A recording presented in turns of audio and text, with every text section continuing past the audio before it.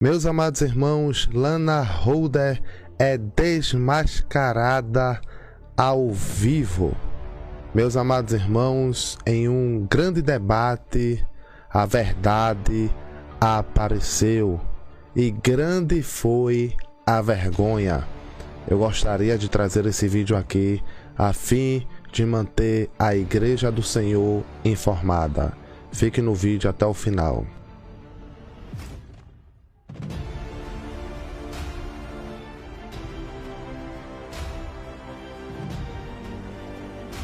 Olá, meus amados irmãos, tudo bem com vocês? Eu me chamo Saulo Ataíde, seja bem-vindo mais uma vez ao meu canal Jesus Cristo Força Alfa.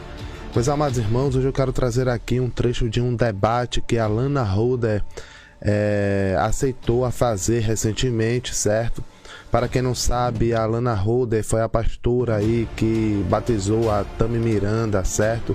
É uma ex-pastora dos Gideões, mulher de fogo do passado que se desviou, que caiu no espinho da carne, certo? E hoje luta contra os conceitos de Deus. E ela foi desmascarada e envergonhada ao vivo em um debate, meus amados irmãos, a respeito da palavra que está escrita em Levítico e quem está escrito em Romanos. Meus amados irmãos, eu peço a vocês que compartilhem esse vídeo ao máximo.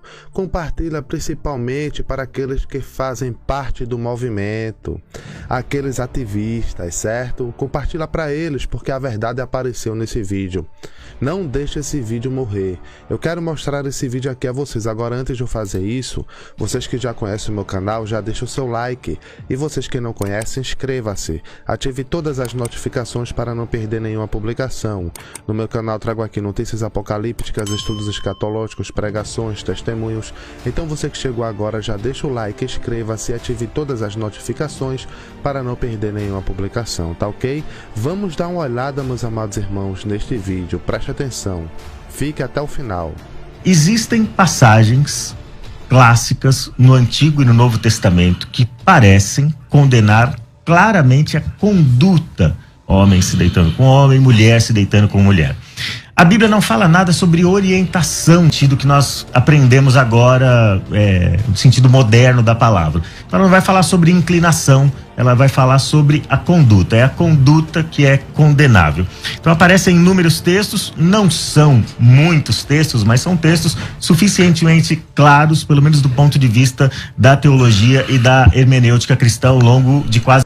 Eu dei alguns cortes, certo, neste debate, por causa das palavras pesadas que o algoritmo não suporta. Eu espero que você entenda. Vamos dar continuidade. 20 séculos. Como um cristão honesto com a Escritura, que quer se submeter à palavra de Deus, deve interpretar essas passagens, como por exemplo em Levítico, Deuteronômio, as passagens nas cartas do apóstolo Paulo. Como que um cristão pode lidar com essas passagens, ao invés de fugir? Porque o que eu percebo assim, há alguns militantes da causa que simplesmente negligenciam a Bíblia, negam a autoridade da Bíblia, a suficiência da Escritura e partem por uma interpretação pessoal. E nesse não me parece ser o seu caso. Você vai para a Bíblia e vai lidar com esses textos. Como é que um cristão honesto pode ir para a Bíblia e lidar com esses textos, pastora Lana? Veja que ele faz uma explicação, certo, coerente, e faz a pergunta a ela e ela vai responder agora. Vamos lá. Primeiramente, eu quero dizer que existe uma grande dificuldade de um cristão lidar com essa questão, principalmente se for um cristão gay, porque ele cresce ouvindo que ele não é aceito como é. Sim. Né? E muitas vezes existe até aquele Deus ama o pecador, mas aborrece o pecado. A gente te ama, mas você tem que mudar. É uma linguagem que até é cheia de cordialidade, mas por trás disso existe realmente uma rechaçação, uma exclusão. A segunda coisa que a gente precisa entender é que a Bíblia, ela vai sempre precisar ser avaliada dentro de uma questão popular. E quando eu falo de uma questão de interpretação popular da Bíblia, eu estou falando de um triângulo da hermenêutica. Eu estou falando da realidade pessoal da pessoa, da realidade da comunidade e da realidade social. Então eu não posso usar textos, por exemplo, o texto mais antigo, mais recente do Antigo Testamento foi escrito 450 anos antes de Cristo. O mais recente do Novo Testamento, 90 anos depois de Cristo. Aí eu pego palavras que foram usadas nesses textos e insiro um vocábulo que foi criado em 1868 por Karl Marx Bennett, que foi um jornalista astro-húngaro, que era escritor, poeta e ativista dos direitos humanos. Você está falando do termo homo... E aí a gente usa esse termo que foi criado no século XVIII século XIX para colocar aí em textos bíblicos que foram escritos. Tudo bem, esse termo homo, vocês sabem aí, certo? Que todo mundo usa, que eu não posso falar o nome aqui, foi Karl Marx, tudo bem, mas a Bíblia condena, independente do nome ser feito antes ou depois, sempre existiu na história, certo, bíblica, homem com homem, mulher com mulher, e Deus praticamente condena esse tipo de prática, certo? Séculos, milênios antes dessa ocasião. Então a gente precisa realmente fazer uma leitura popular, uma leitura que traga a manifestação da graça, porque se eu for escolher textos aonde eu vou dizer, não, esse texto aqui do Antigo Testamento eu posso aplicar hoje, mas esse aqui eu não posso. Então por que eu tenho que selecionar textos das Escrituras e dizer o que vale e o que não vale para o cristão da atualidade? E uma outra coisa que responde a sua pergunta pontualmente, nenhuma passagem bíblica, nenhuma, condena a homossexualidade. Então o que eu estou querendo trazer aqui todas as vezes que a Bíblia fala, 2 vezes no Antigo Testamento e 1 vez no Novo Testamento, sobre relações inclusive somente no Novo Testamento é que se fala sobre relações entre mulheres, que é o famoso texto de Romanos 1, 26 e 27.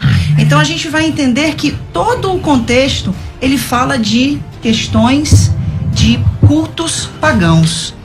Em Levíticos, o contexto está inserido dentro dos rituais egípcios e cananitas, de onde o povo veio e para onde o povo estava indo.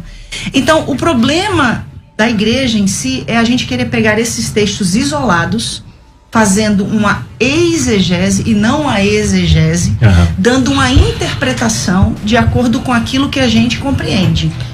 E nisso, não só dentro desse conceito, porque se a gente for falar sobre isso só dentro da questão da homossexualidade, a gente vai pecar contra fatores que são muito também relevantes, aos quais precisou-se haver essa abertura de compreensão para se trazer uma luz de graça sobre determinados e N outros assuntos. Tá bom, pastora. Agora vou fazer... Você viu a resposta dela aí, né, meus amados irmãos? Ela enrola muito, né, para poder mostrar que esta prática Deus não condena, que pegaram Karl Marx e colocaram na Bíblia e etc, colocaram esse termo na Bíblia e tal. Karl Marx nem existia quando a Bíblia já existia, e na Bíblia, principalmente em Levítico, está dizendo que relação proibida é homem com homem, mulher com mulher. Ela vai tocar aí, o pastor vai tocar aí nesse assunto mais adiante. Vamos ver agora a pergunta que ele vai fazer para o pastor, e o pastor agora vai confrontar ela, preste atenção. A mesma pergunta para ele, né? Então ela mencionou aí que muitas vezes a gente faz uma exegese. Para quem está ouvindo aí não sabe a diferença entre exegese e exegese. Exegese é quando você extrai o significado ou depreende o significado do texto. Exegese é quando você impõe um significado espúrio ao texto. A Bíblia trata dessas questões claramente, pastor? E se a Bíblia trata, como que um cristão deve chegar para esses textos e que hermenêutica ele deve usar? Que interpretação ele deve dar para esses textos? Bom, sempre na pauta que eu falei no começo, com todo respeito pessoal que você merece, ela citou aí um jargão meio evangélico, né? Que Deus ama... Como é? Deus ama o pecador e aborrece o pecado. Beleza. Bom, o que a Bíblia diz, pessoal? Infelizmente, Deus não aceita ninguém como a pessoa é. Deus não aceita a mim como eu sou, Deus não aceita você como você é. Porque se Deus aceitar a gente como a gente é, não precisa de graça, não precisa de salvação, não precisa de mudança de vida, não precisa de conversão. Se Deus me aceita como eu sou, eu tô falando de todos, tá? Tô falando de todos e todas. Eu tô falando de mim, inclusive. Se Deus me aceita como eu sou, então não precisa de Cristo, não precisa de salvação, não precisa de redenção, não precisa de igreja, não precisa de batismo, não precisa de nada. Agora, a grande notícia da graça é que Deus não te aceita como você é, mas Ele te recebe como você está. A leitura bíblica, eu não sei exatamente, aí a gente pode tratar, e eu acho que o tempo é muito curto, mas a leitura bíblica, você enxerga, parece que 2 textos no Antigo e um no Novo Testamento, né? Para mim, um texto já é suficiente, mas tem muito mais do que esses 3 textos que tratam a respeito do tema, que desenvolvem esse tema. E a grande questão é que Deus, ele não aceita, porque a questão, eu não estou falando eu estou falando da prática. Uma pessoa pode ter desejo por qualquer tipo de prática e ser salva. E tá tudo bem, eu creio assim na Bíblia. Tá lá em Mateus capítulo 19, acho que 10 ou 11 ou 12, que você deve conhecer bem o texto. A pessoa pode ter uma vontade, de um desejo, e suprimir essa vontade por ela mesma, por devoção a Deus. E tá tudo bem, entende?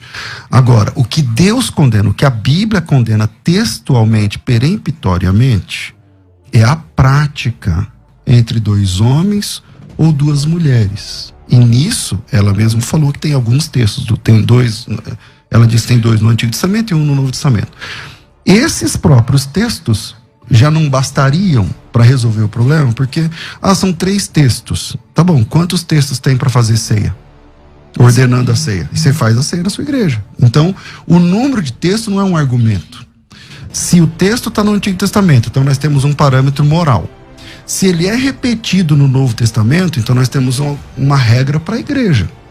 Então, está repetido no Novo Testamento? Tá. Então, esquece o Antigo. A gente pode ir lá no Antigo, a minha área é o hebraico, eu até sou melhor lá no Antigo, não manjo muito do grego, sei ler, escrever, mas não sou, assim, sou alfabetizado apenas. Mas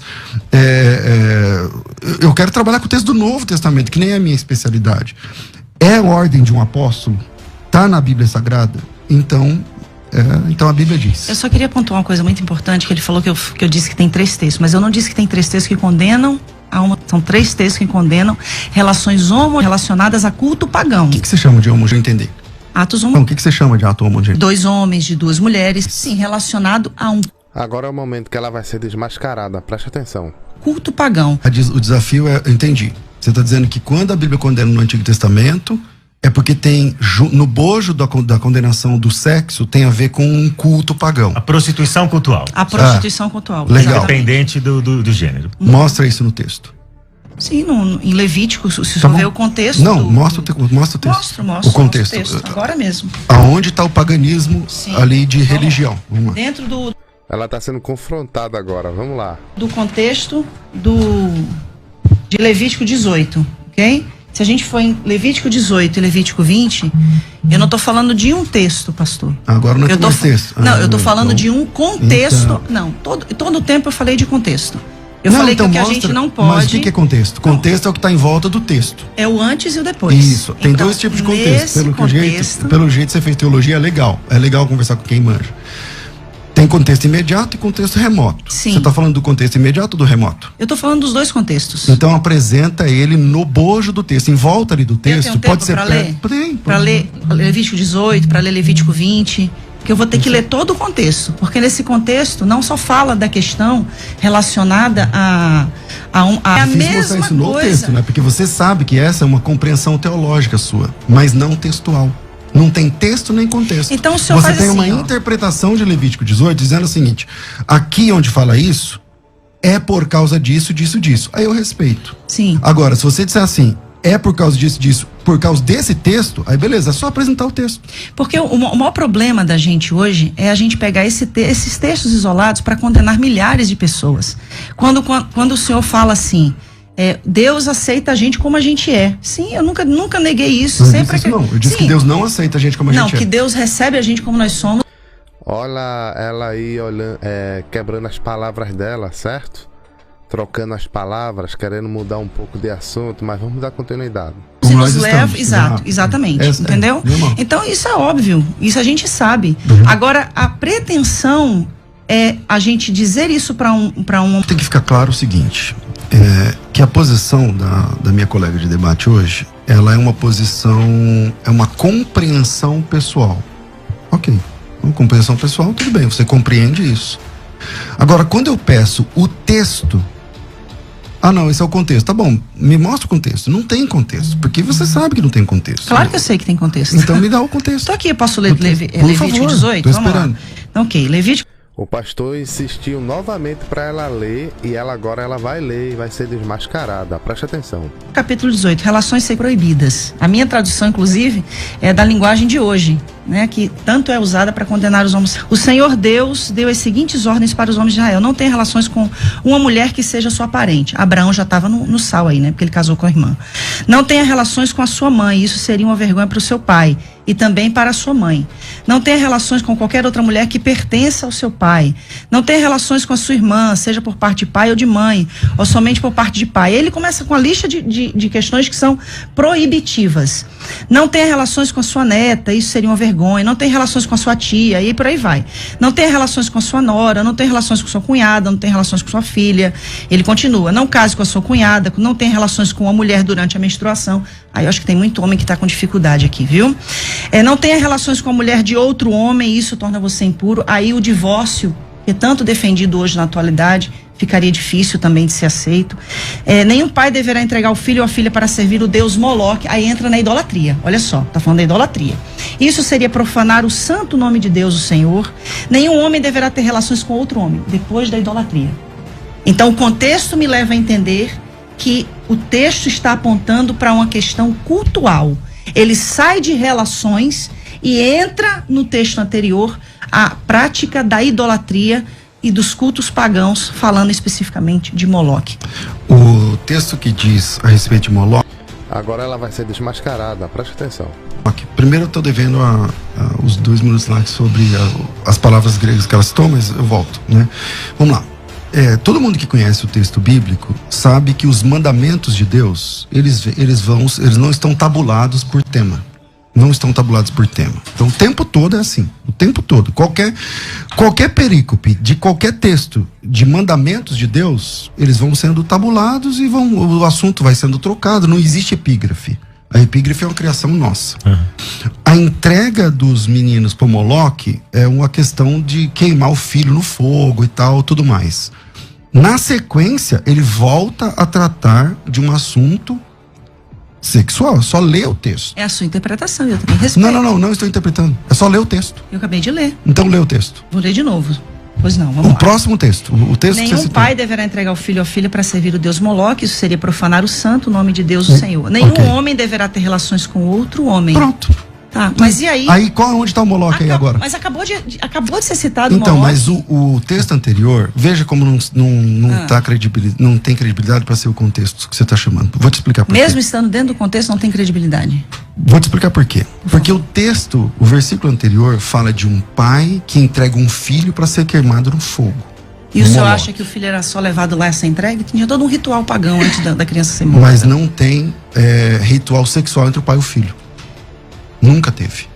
Tá? Mas quando havia, entrega para Moloque. Então mas você havia pega vários rituais reis, sexuais entre os sacerdotes os que se oferecia. Não a Moloque. É só estudar o deus Moloque, que o deus Moloque, ele recebia, as crianças eram queimadas, o rito era esse. Não tinha ritual sexual. Para Moloque, não. Outros têm. Existem deusas, por exemplo, Ishtar e tantas outras, que têm uma questão sexual. Mas não é o caso do deus Moloque. O próximo texto, então, nesse não tem nada sexual. Tem a questão de entregar o filho para ser queimado. No próximo texto, ele não fala de filho a ser queimado, não fala de Moloque e fala que um homem não pode deitar com outro homem. É só ler o texto. Mas agora, ele está dentro de um contexto de ritual pagão. Não está dentro de contexto de... Bem, pessoal, vocês viram aí que ela foi desmascarada, certo? Tava querendo deturpar o texto ali, o pastor fez ela ler o texto para mostrar a ela um engano que ela estava falando, certo? Ali com o pai levar o filho e a filha para Moloque, sendo que o pai não podia fazer relação com a própria filha, nem a filha com o pai, e depois ele volta a tratar do assunto novamente, falando que é proibido varão com varão, mulher com mulher. Então veja que ela foi desmascarada, foi colocada na parede. E é com esse vídeo que eu faço o 12º vídeo da série, desmascarando os falsos profetas, os falsos ensinos, desmascarando os ensinos e doutrinas de demônio. E a Alana Roder faz parte daqueles grupos que são falsos mestres, falsos profetas, e hoje foi desmascarada. Bem, meus amados irmãos, o que é que vocês acharam desse vídeo? Deixa a tua opinião aí nos comentários, vamos interagir, eu quero saber a tua opinião. Esse foi o vídeo de hoje. Se você gostou do vídeo, dê um like, inscreva-se no meu canal, ative todas as notificações para não perder nenhuma publicação. Eu vou lá, fiquem com Deus.